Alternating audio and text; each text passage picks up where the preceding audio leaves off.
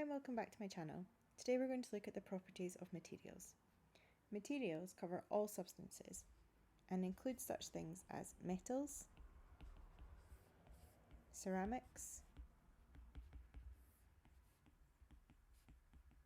plastics, and novel materials. Materials can be natural or synthetic, so made by humans. Ceramics are formed by heat. They include things like glass and clay. Modern uses of ceramics are things like spacecraft tiles, car brakes, hair straighteners, artificial joints. This is because they usually have a good heat resistance and good corrosion resistance and are quite hard. Novel materials have special and unique properties.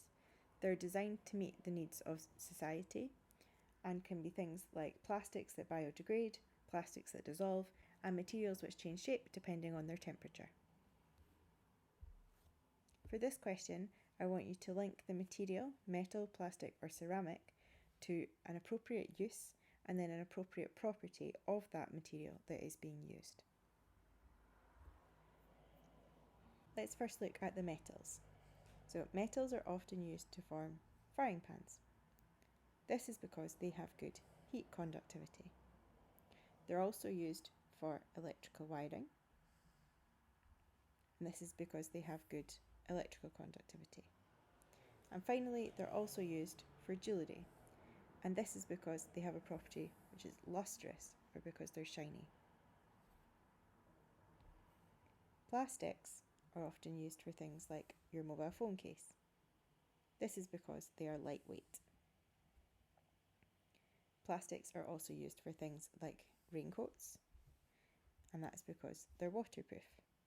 And finally, we have ceramics. You would use ceramics to make things like car brakes. This is because they have good heat resistance. You would also use ceramics to make a mug, and this is because it has good chemical resistance. Thank you for watching my video. I hope that you found it helpful. Please remember to subscribe and ring the bell to be notified of new videos.